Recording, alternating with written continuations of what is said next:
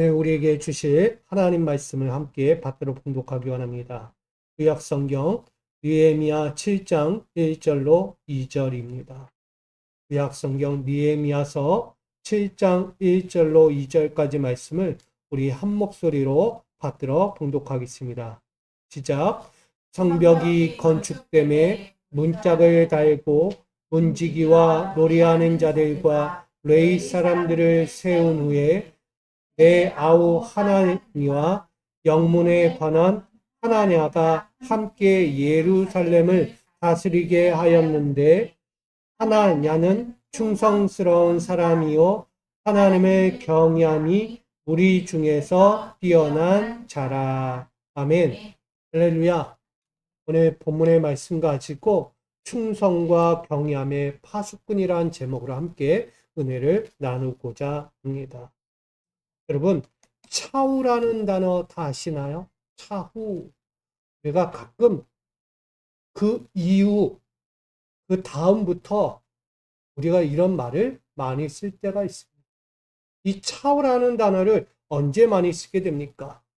우리는 위기를 당하고 난 다음, 또 하나는 기회를 얻고 난 다음이라는 이런 상황 가운데서 차후라는 이 말을 쓰게 됩니다. 이것은 이전과 전혀 다른 안정되고 새로워진 삶으로의 기대를 이야기하는 것입니다. 한마디로 이전과 달라야 한다는 것입니다. 똑같이 가지 말라는 거예요. 반복되는 삶으로 나아가지 말라고 이야기하는 것이죠. 왜냐하면 나에게 주어진 그 삶이 어떻게 얻은 것인데, 또한 아주 힘겹게 얻어진 삶인데 다시 과거로 돌아갈 수 있다는 말인가라는 것입니다. 그래서 귀하게 얻고 주어진 삶이라면 그것을 위해서 뭐하라? 기대하라는 거예요. 과거로 다시 돌아가서 똑같은 삶을 살지 말고 이제는 달라진 나의 삶을 놓고 기대하며 나아가라고 말하는 것이죠. 그래서 이사야 43장 18절엔 이렇게 증거하게 됩니다. 너희는 이전 일을 기억하지 말며 옛적 일을 생각하지 말라라고 권면합니다. 이 말씀은 고통의 순간들, 때로는 포로의 생활이라는 과거에 기억해서 완전히 떠나라는 거예요. 누구를 향해 말하죠? 이스라엘을 향해 말하고 있어요. 너희가 이전에 그 고통과 절망 속에 포로의 생활을 갖고 있던 그 삶에 또다시 돌아가려고 하지 말라는 거예요. 이스라엘은요, 지금 그의 생각이 과거로 가고 있다는 거예요. 생각뿐이 아니라요, 그들의 삶의 행동조차도 과거로 가고 있다는 거예요. 그러니 그것을 빨리 벗어 던지라고 말합니다. 어떻게 얻고 주어진 삶인데 다시 과거로 간다는 것인가? 이제는 그 과거를 벗고 나에게 주어진 안정과 새로운 삶으로 기대하면서 시작하라는 명령이기도 합니다. 그래서 여러분, 우리에게 차오라는 이 단어를 쉽게 생각하지 마십시오. 내 인생에 앞에 있었던 그 고난과 환난의 모든 삶을 잠시 접어두고 다시 시작하라는 명령입니다. 그런 의미에서 오늘 저는 축복의 역사를 맞이할 준비가 되었는가라는 질문을 여러분과 함께 먼저 나누고자 합니다. 우리 미소가족 여러분들은 이상을 쫓는 신앙인이 아니라는 것을 꼭 기억하시기 바랍니다. 우리는 실상을 쫓아가는 신앙인입니다. 어떤 근거도 목적도 없이 불안과 두려움 속에서 축복의 길을 찾아가는 사람들이 아니다는 거예요.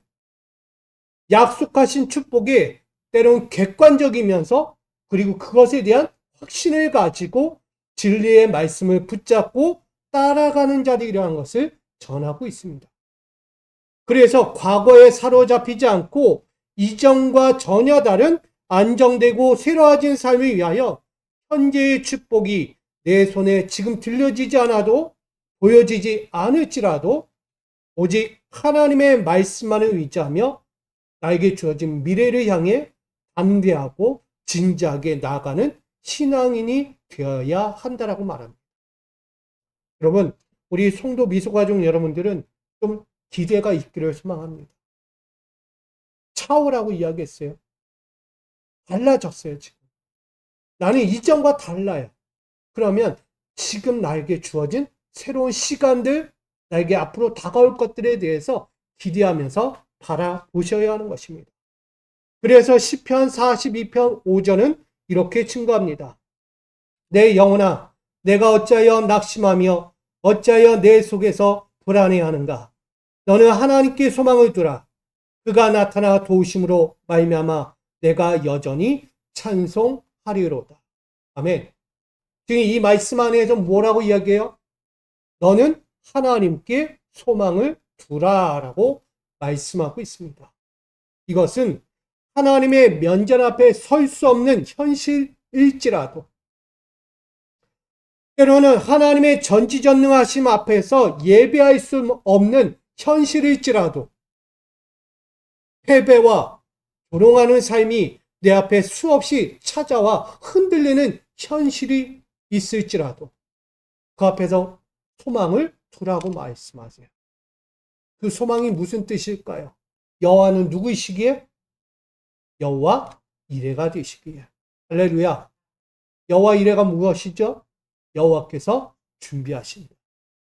또 하나는 여호와 니시예요. 어떤 하나님이세요?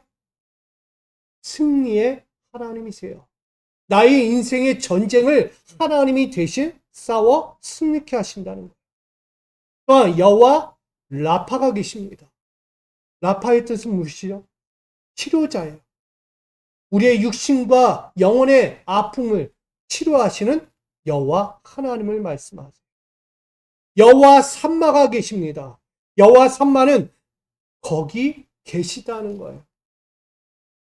항상 내가 어디에 있든지 그곳에 함께 계시는 분. 마지막으로 어떻죠? 여호와는 여호와, 우리가 제일 많이 하는 샬롬의 하나님, 평강의 하나님이세요.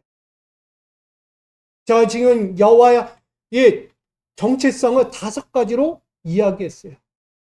여호와 이레, 여호와 라파, 여호와 샬롬, 여호와 삼마, 여호와 샬롬. 여러분, 이 여호와의 존재성을 우리에게 알려주는 것은 뭐냐면, 우리의 인생 가운데 왜 기대도 없이 허무하게 인생을 살아가는가? 그러니 우리에게 지금 내게 맡겨주신 하나님의 축복의 역사를 기대한다면 하나님께 뭐하라? 소망을 두라는 거예요. 하나님이 역사하실 건데. 걱정, 의심 다 내려놓고 내 육신의 아픔과 고통들 내려놓고 내 인생에 가야 할 모든 길을 여호와께 맡기라는 것입니다. 그런 의미에서 우리 사랑하는 성도 여러분, 오늘도 이 여호와를 바라보면서 확신과 기대의 믿음으로 늘 축복의 역사를 맞이할 수 있기를 간절히 소망합니다. 그런 의미에서 오늘 느헤미야 7장 말씀을 함께 보려고 합니다. 이 7장의 말씀에는요, 쇄신을 요구하는 사역을 강조하고 있습니다. 쇄신이라는 것은요, 그릇된 것이나 묵은 것을 버리고 새롭게 한다라는 거예요. 이런 단어가 있다고요. 사자성어에 동산제기가 있어요. 동산제기. 이것은 은퇴한 사람이나 실패한 사람이 재기하여 다시 세상에 나온다라는 뜻을 갖고 있는 게 동산제기의 뜻이에요. 다시 말하면 실패와 절망을 경험했던 하나님의 사람들이 하나님의 은혜와 사랑으로 다시 재기하여 하나님의 선민으로서 살아가야 한다는 것을 말씀하고 있는 것입니다. 여러분들에게 주어진 것이 있다면 동산제기와 같은 신앙이 되어야 돼요. 나에게 주어진 하나님의 은혜와 사랑이 있어요. 실패와 절망 가운데 있었던 그 삶에서 이제는 뭐 하는 것이에요? 은혜와 사랑으로 새로운 것을 보게 하고 계시는 사우라는 거예요. 그러니 기대하면서 하나님의 선민답게 살아가라고 말씀하는 것과 같죠. 오늘 본문에 나오는 느헤미야서에 나오는 이 예루살렘에 관한 이스라엘을 향해 말하고 있어요. 유다 백성들. 그들은요, 바벨론 70년이라는 포로 생활의 위기에서 언약의 예루살렘이라는 땅으로 귀환하는 기회를 얻었어요. 위기와 기회를 두 번 다 얻었다는 거예요. 그런 상황 가운데서 그들은 성전 재건을 20년 동안 했고요. 성벽을 52일 동안 거치면서 완성했어요. 자, 성전 재건과 성벽 재건을 함께 이룬 그들에게 오늘 마지막으로 그들에게 명령하고 있는 거예요. 그건 뭐냐? 끝이 없는 사명의 파수꾼이 되라는 거예요. 파수꾼이 뭡니까? 나차르라고 해서 지키다, 게으르지 않다, 유심히 보다, 성실하다라는 뜻을 갖고 있습니다. 한마디로 영적인 길을 살아가는 그들에게 있어서 끝이 없다는 것을 말하는 거예요. 지금 주어진 은혜와 하나님의 긍휼과 자비를 깊이 새기면서 끝까지 하나님을 버리지 말고 살아가라는 거예요. 어두운 그늘 가운데서 건진받은 이들이 또다시 하나님을 잊고 과거로 간다면 그건 반역이에요. 큰 죄악이에요. 그러니 사명의 본분은 영생에 이를 때까지 지키고 살피며 성실하라고 가르치고 있는 말씀이기도 합니다. 그래서 말씀에 이런 말씀이 있죠. 신약이 고린도전서 16장 13절 어떤 말씀이냐면 깨어 믿음에 굳게 서서 PPT 좀 띄워주세요. 믿음에 굳게 서서 나아가라는 거예요. 흔들림 없이 확실하게 믿음에 의심이 없이 확신을 갖고 든든히 서라고 말씀합니다. 에베소서 6장 18절에는 항상 깨어있어 구하기를 힘쓰고 라고 전합니다. 이것은 성령의 도우심을 뭐하라? 구하라 라고 말하는 거예요. 하루하루를 살아가는 여러분의 인생에서 믿음을 갖고 깨어있으라는 거예요. 그 깨어있는 것을 멈추지 말고 성령의 도우심을 구하라고 말하는 것이죠. 그렇게 나아가는 자들은 근신하라는 거예요. 베드로전서 5장 8절에 근신하라, 깨어라. 근신하라는 뜻이 뭡니까? 흔들리지 말라는 거예요. 어떤 상황이 와도요, 의심하지 말고 확신하면서 굳건히 서 있으라고 말하는 거예요. 이해되십니까? 이 세 가지의 말씀은요, 흔들림 없는 믿음을 가지고 여호와의 뜻, 성령의 도우심을 받아서 확실하게 살아가라는 거예요. 누구에게 말해요?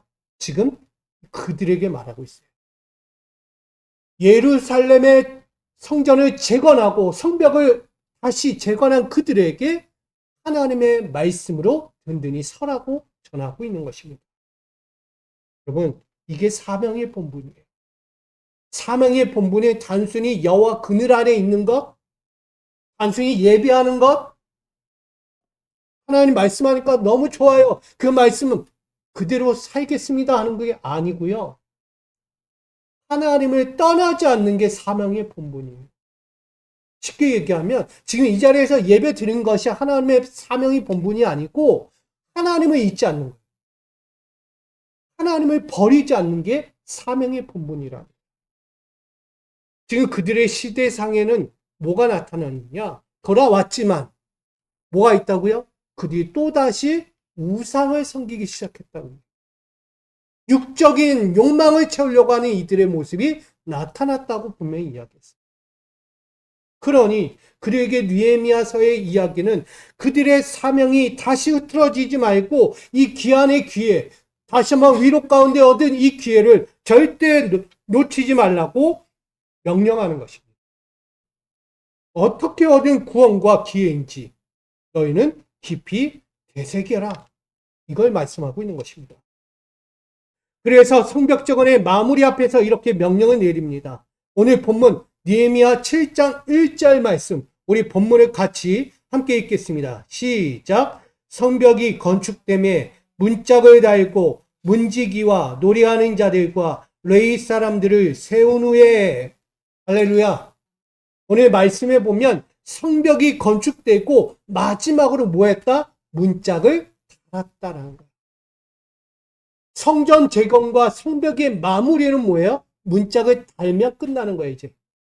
그게 완성이에요. 근데 그 문짝을 달고 끝나지 않았다는 것을 말씀하세요.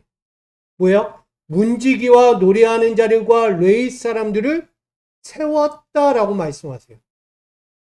뭘 이야기하는지 아십니까? 단순히 성전 재건하고 성벽을 든든히 다시 세운 것으로 끝나지 않았다는 거예요. 거기에 노래하는 자들, 문지기들, 레위 사람들 세워놓고 다시 시작하게 하셨다는 거예요. 그것은 성전에서 봉사할 자들과 성벽을 파수할 자들을 세우신 거예요. 여러분들이 쉽게 생각할 수 있어요. 아, 이게 뭐 단순한 거 아닙니까? 당연한 거 아니에요 라고 생각할 수 있어요. 근데 하나님의 뜻은 다릅니다. 이 성벽 재건의 끝이 이스라엘의 마지막 사명이 아니고 다시 약속과 축복의 현장으로 달려가야 예루살렘이라는 것을 타개시키기 위해서 주신 명령입니다. 여기에는 하나님 여호와만을 의지하면서 진리의 말씀을 붙잡고 예루살렘에서 펼쳐질 미래를 향하여 기대하라는 거예요. 전진하라는 거예요. 진지하게 성실하게 살아가라는 선민의 명령입니다. 선민이 뭡니까? 하나님의 주권적인 은혜에 따라 통치받는 민족을 이야기합니다. 성전도 세우고 성벽도 세웠으니까 이제 우리끼리 살자가 아니고요. 하나님의 주권 아래에서 그 뜻대로 살아가야 하는 백성이라는 거예요. 그래서 여호와 하나님의 은혜와 사랑으로 이 성전 재건과 성벽이 완성되는 것이 끝이 안 났다고 이야기하는 거예요. 외적으로는 끝났죠. 그러나 그들의 내적으로는 전혀 끝나지 않은 거예요. 또다시 갈 수 있는 과거의 삶이 있기에 그들에게 여호와의 말씀은 다시 그들에게 주어지는 것입니다. 이스라엘의 영광이 언제 찾아올까요? 성전 재건했다고? 성벽을 다시 세웠다고? 그 예루살렘의 영광이 찾아올까요? 아니란 거예요. 완전한 회복은 영적 쇄신이 이루어지는 사명이 될 때 이루어지는 것입니다. 그래서 느헤미야 7장 2절은 우리에게 이렇게 증거합니다. 2절 같이 있습니다. 시작. 내 아우 하나니와 영문에 관한 하나냐가 함께 예루살렘을 다스리게 하였는데 하나냐는 충성스러운 사람이요 하나님을 경외함이 무리 중에서 뛰어난 자라. 아멘. 여기 내 아우 하나니 이는 느헤미야의 동생입니다. 그리고 하나냐는 영문의 관원이라고 해서 궁전, 성체, 요새 가운데 관리하는 어떻게 보면 총책임자와 같은 파수꾼이라고 이야기합니다. 이 둘을 세우신 거예요. 이 둘을 세워서 다시 예루살렘을 지키게 합니다. 파수꾼으로서. 결국은 느헤미야는 자신을 대신해서 온 예루살렘을 다스릴 통치자들을 임명한 것입니다. 예루살렘의 모든 정치적인 향방과 백성들의 신앙 개혁의 중심이 되는 이들을 세운 거예요. 하나는 성전, 하나는 성벽의 중심되는 이들을 세우신 겁니다.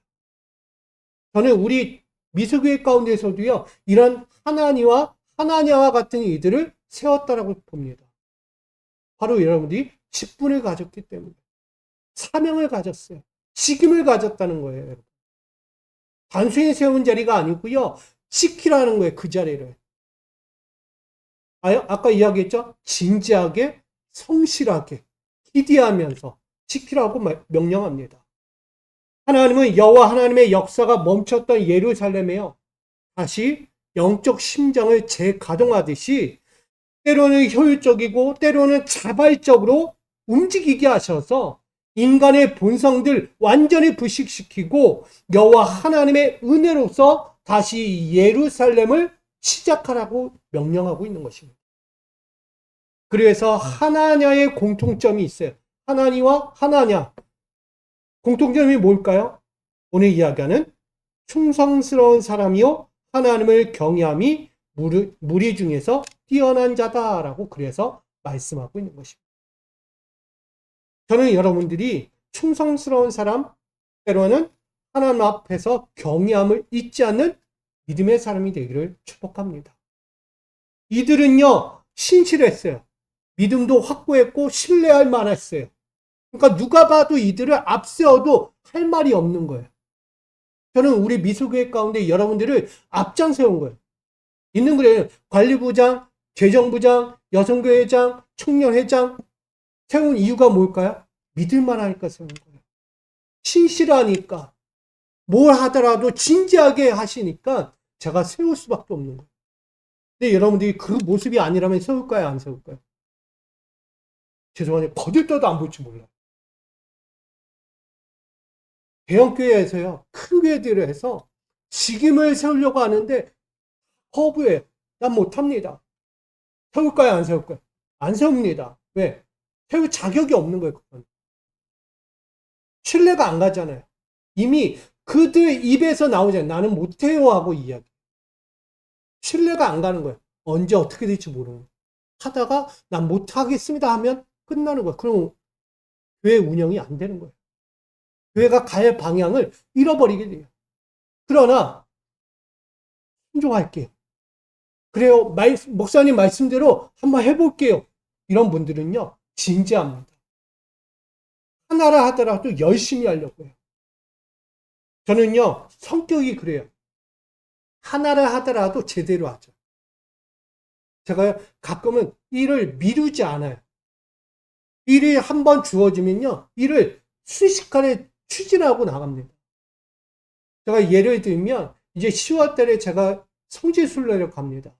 성지순례 가려면 아직 3개월 반이 남았어요. 근데 제가 이미 프로그램과 모든 준비를 다 끝내쳤어요.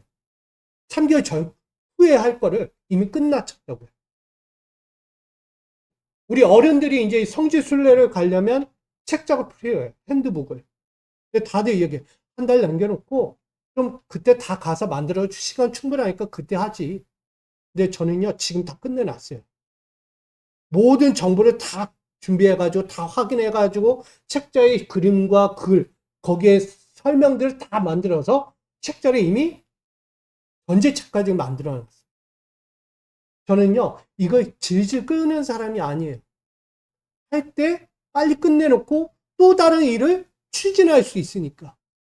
만약에 그 일을 놔두고요, 다른 일을 같이 겸하게 되면 일도 안 되고 저희도 안 되게 되는 상황을 맞이할까봐 저는 한 번에 일을 주어졌을 때 할 수 있다면 시간이 날 때 바로 해쳐버리는 성격입니다. 여러분, 이게 하는 성실한 사람의 모습이에요. 제 자랑인 것 같아요. 근데요, 다들 이야기해요. 벌써 준비했다고. 제 자랑은 아닌데 지방 목사님들이 일 너무 열심히 한다는 거예요. 일 열심히 하니까 또 일하라는 거예요. 한마디로. 지방일 또 해라. 근데 아니라고 지금은. 저는 제 할 일이 있어서 제가 빨리 한 거지 제가 뭘 저기 하려고 아니다.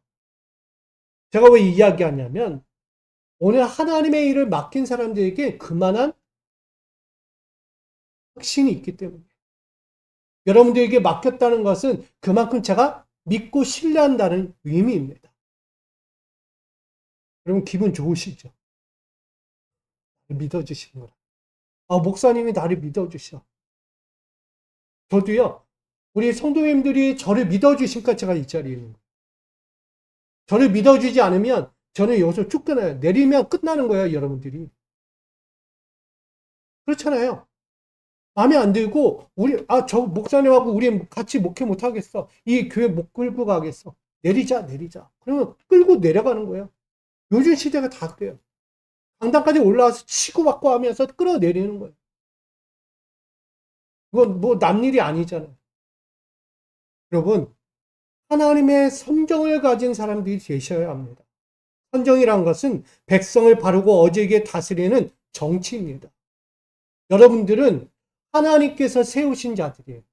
그 자리에서 하나님의 마음으로 다스리는 자예요. 소리 하지 않고요. 깊이 있는 하나님의 마음으로 그 일을 감당하는 자들. 그게 누구다? 오늘 하나니아 하나냐라고 이야기합니다. 특별히 하나냐에게 충성스러운 사람, 하나님을 경외한다. 그것도 무리 중에서 뛰어난 자라고 소개하고 있는 거예요. 예루살렘 백성들에게 이들은 안정적인 거예요. 예루살렘에 안정을 주는 자들이에요. 와, 저들이 있기 때문에 우리는 편안해. 백성들이. 걱정할 일이 없는 거죠. 그리고 새로워지는 삶을 기대하면서 갈 수 있는 모범적인 사례가 되고 있는 것이죠. 예루살렘을 보수하고 지키며 우상들의 세력들을 견뎌낼 수 있는 모범적 사례들로 이 둘을 세운 거예요. 그들이 누구다? 충성과 경외함을 갖춘 사명자, 파수꾼이라는 거예요. 신명기 10장 20절에 이렇게 이야기합니다. 내 하나님 여호와를 경외하며 그를 섬기며 그에게 친근히 하고 그 이름으로 맹세하라. 저는 하나님과 하나님과 그와 같다 생각합니다. 하나님 앞에서 맹세할 수 있는 사람, 충성을 맹세할 수 있는 사람, 하나님 경외하기를 멈추지 않는 그런 사람이라고 여깁니다.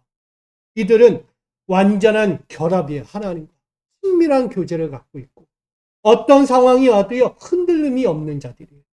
그래서 여호와 하나님과 완전한 결합을 이루면서 그가 가진 백성 카도시 성민의 역할을 감당하는 거예요. 택한 백성 거룩하게 구별하여 바친 백성 성민이라고 이야기합니다. 그들에겐 정체성이 필요한 거예요.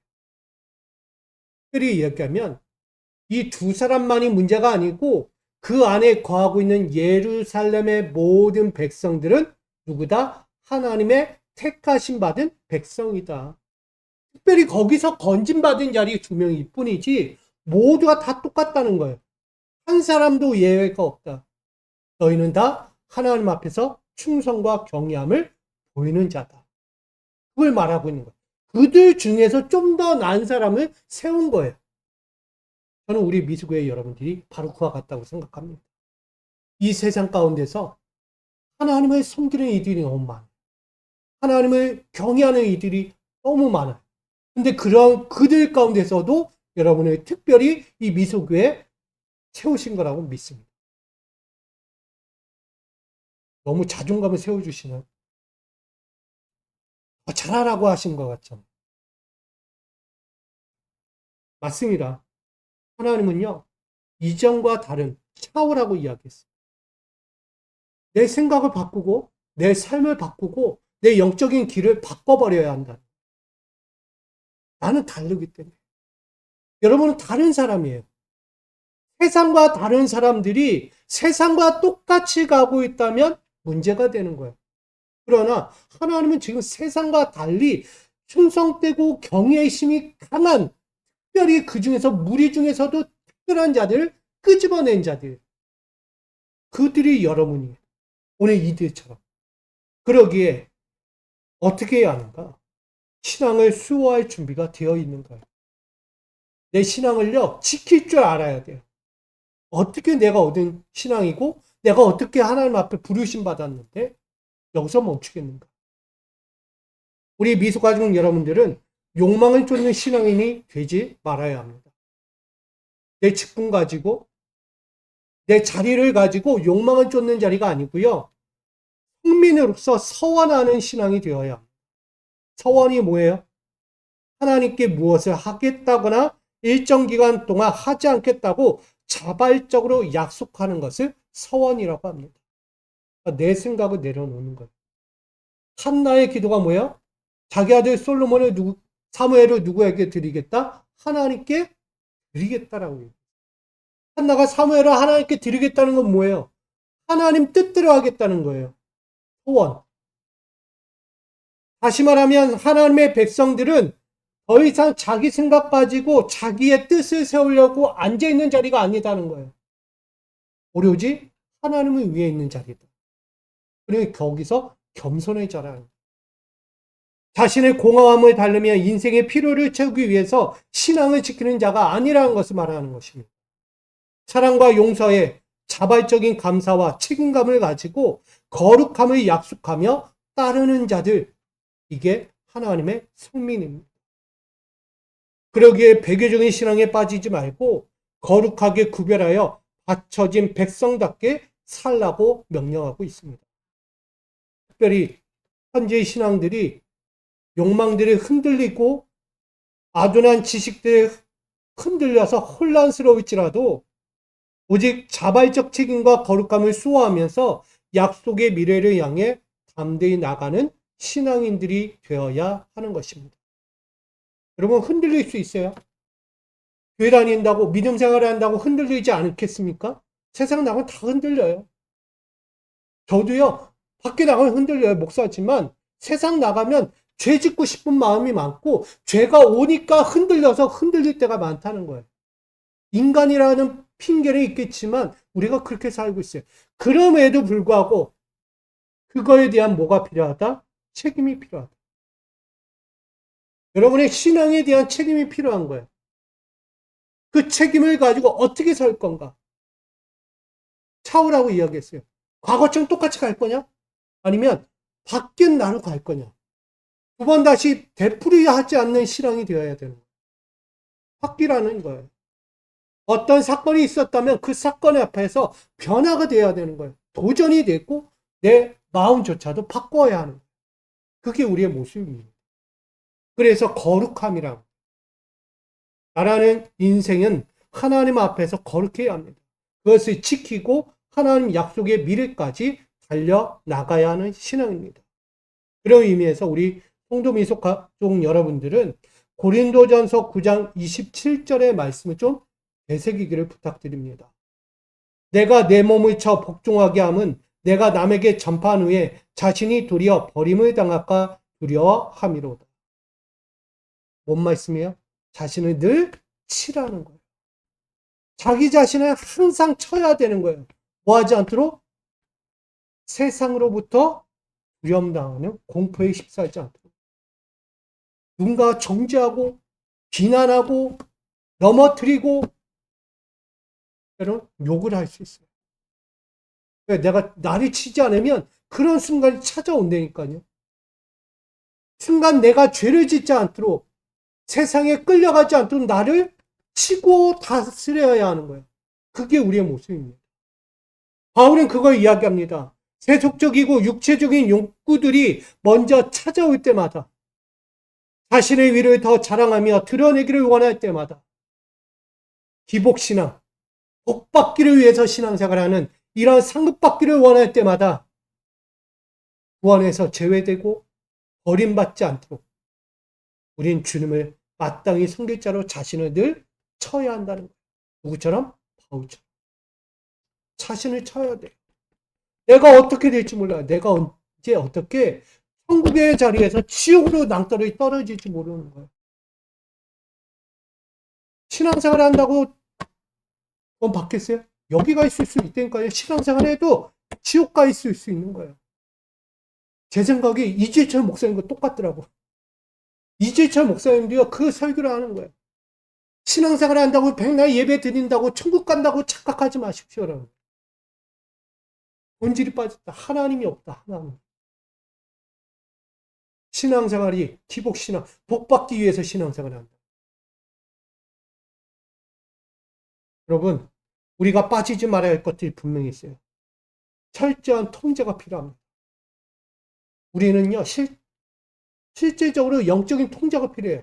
어떤 통제? 그분의 통제가 필요한 거예요. 하나님의 영적인 통제가 있을 때 나는 바로 갈 수 있는 거예요. 그리고 나는 그분 앞에 철저한 복종이 필요합니다. 자꾸 내가 올라서려고 하지 마시고요. 내가 앞장서서 리더가 되려고 하지 마시고요. 하나님 앞에 복종하는 자가 되기를 부탁드립니다. 이게 신앙생활이에요.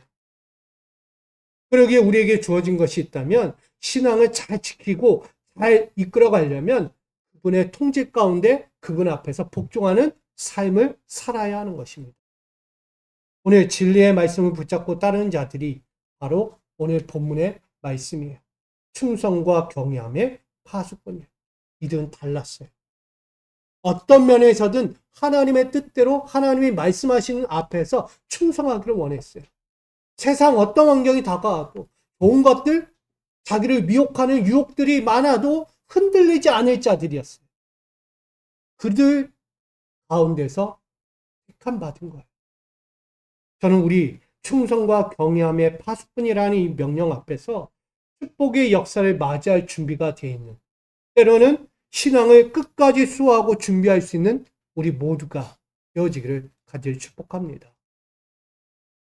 위기와 기회 이후에 맞이할 수 있는 신앙생활, 다른 거 없어요. 충성하십시오. 여호와를 두렵고 떨림으로 경외하십시오. 나를 지키는 길이고 나를 끝까지 하나님 나라에 이룰 때까지, 영생에 이룰 때까지 지킬 수 있는 비결, 충성과 경외, 이거를 지키고 나간다면 우리는 결코 하나님의 은혜 앞에, 그 역사 안에 늘 거할 줄 믿게 됩니다.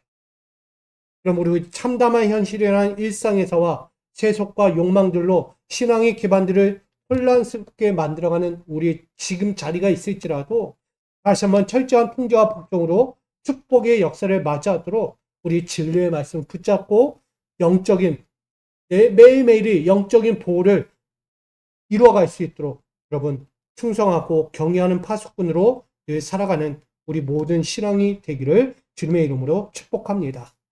우리 그런 마음에서 이렇게 인사하고 마칩니다. 충성과 경외함의 파수꾼이 됩시다. 네, 이건 절대적인 거예요. 신앙인은 충성이고 경외예요. 신앙을 결코 잊지 마시고 이 2024년 하반기도 힘있게 또 한번 복의 길을 살아가는 우리 모두가 되기를 간절히 축복합니다. 사랑과 은혜 하나님, 우리 매일의 영적인 삶이 다시 한번 주의 말씀, 진리의 말씀을 붙잡고 내 영적인 삶을 보호하며 하나님 앞에서 충성과 경외함의 파수꾼의 역할을 감당하며 살아가는 우리 모든 미소교회 가족들이 되게 하여 주시옵소서. 예수님의 이름으로 간절히 기도합니다. 아멘. 우리 찬송가 633장 부르시며 준비한 힘을 올려드립니다. 나의 하나님 받으소서, 주께 드리는 이 예물을 소리 높여 감사로 주께 드리네. 나의 하나님 받으소서, 주께 드리는 이 예물을 소리 높여 감사로 주께 드리네. 아멘. 주님 감사합니다. 오늘도 주님 앞에서 충성과 경외함의 파수꾼이 되어 늘 신앙의 자리를 버리지 않고 끝까지 살고자 결단하며 나아갑니다. 우리 귀한 성도들, 당신의 거룩한 자녀들 축복하여 주시고 세상 어디에서나 하나님의 영광을 위해 귀히 쓰임받을 수 있는 종들로 삼아 주시옵소서. 그 마음 가운데 드린 예물도 귀하게 받아주시고 하나님의 파수꾼의 역할을 감당하는 이 예물이 되게 하여 주시며 드린 손길들 가정마다 기업마다 복의 복을 더하여 주시고 귀히 써 주시옵소서. 예수님의 이름으로 감사 기도하옵나이다. 아멘. 우리 다 함께 일어나셔서 거룩하게 하소서 파송곡 함께 부르며, 네, PPT 안 됩니까? 네. 네, 그러면 우리 구호를 함께 외치고 함께 제가 기도하고 마치겠습니다. 구호 미! 나는 행복한 사람이다. 나는 축복받은 사람이다. 나는 믿음의 사람이다. 시작! 나는 행복한 사람이다. 나는 축복받은 사람이다. 나는 믿음의 사람이다. 할렐루야. 우리 행복과 축복과 믿음의 결실을 맺어가는 우리 모두가 되기를 축복합니다. 기도하겠습니다. 이제는 성부 하나님의 직하신 사랑하심과 성자 예수의 한없는 은혜와 대속의 은혜로 늘 우리를 채워주시고 감화감동 역사하심으로 함께 하시는 성령의 충만하심이 오늘도 거룩한 충성과 거룩한 경외함의 파수꾼이 되어 우리 신앙의 기반들을 재정비하고 견고히 세워가고자 결단하는 모든 성도들 머리 위에와 저들의 심령과 저들의 가정과 기업과 삶의 터전 위에 나아가 이 교회 위에 영원토록 함께하여 주시기를 간절히 축원하옵나이다. 아멘.